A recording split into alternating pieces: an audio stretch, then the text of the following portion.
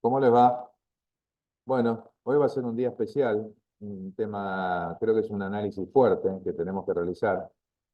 Es un tema, digamos, que tiene que ver mucho con lo que pasó el, ayer domingo, eh, con todo el tema de esta fecha, ¿no? De 24 de marzo, del 24 de marzo, que es una fecha que es como que todos tratan de sacarle algún rédito político, y es una fecha que marcó un hito histórico.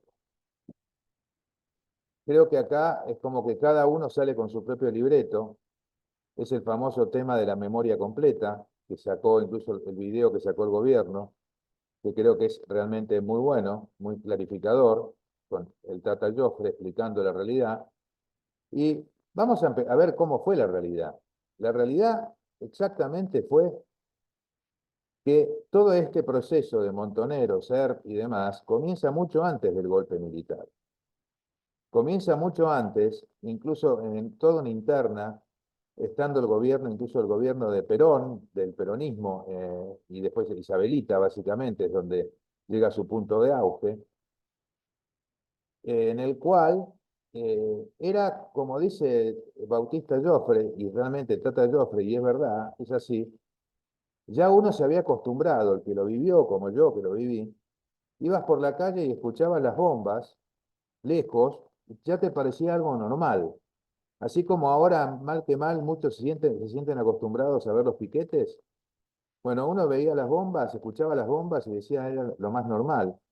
Era lo más normal que acribillaran a un policía, era lo más normal que hubieran secuestros, que hubieran intentos de tomas de regimientos, asesinatos de militares.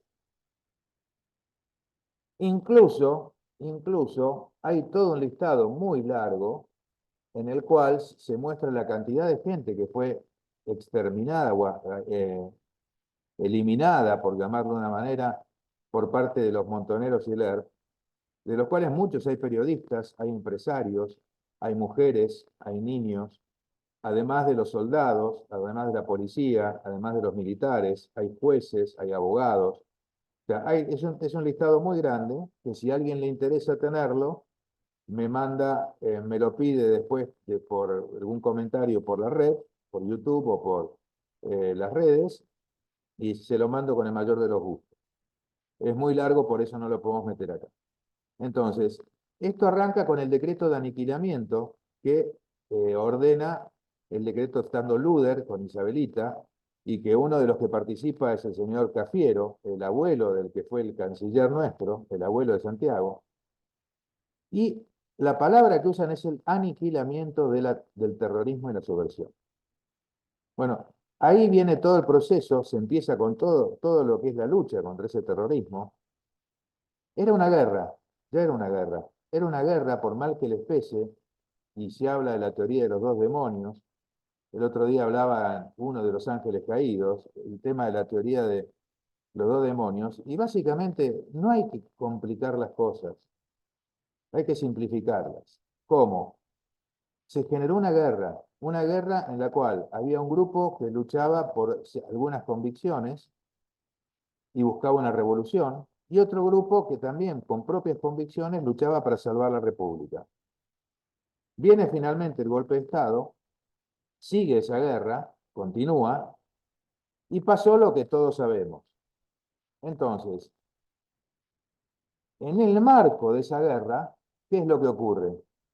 ¿Hubo excesos? Sí, hubo excesos, pero hubo una guerra. Cuando hubo una guerra, los que defendieron el país de un lado o incluso del otro, hay que respetarles que tenían una convicción.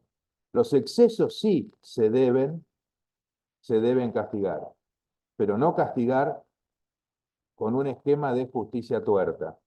La imagen de la justicia siempre es con una venda. Bueno, acá en nuestro país, desde que asumió en su momento Néstor Kirchner, porque se estaba tratando de hacer una suerte de olvidanza, ¿no? Tratar de la famosa amnistía, ley de punto final, obediencia de vida, tratar de hacer una suerte de olvido general para todos, de un lado y del otro, y mirar para adelante como argentinos, no como partidarios de un punto del otro. Y se empezó con todo un esquema en el cual se empezaron a posicionar todos los que habían sido los jóvenes idealistas, yo los llamo los terroristas, en los cargos de poder más grandes, y que se hizo, se juzgó solamente a una de las partes. Y no solamente se juzgó a una de las partes, sino que lo más grave aún es que se lo juzgó a muchos por el hecho de haber sido en ese momento militares o funcionarios, y sin importar si en ese momento habían tenido o no participación alguna. Entonces, señores, para cerrar esto, porque esto daría para hablar mucho, creo que claramente acá, como dije, fue una guerra.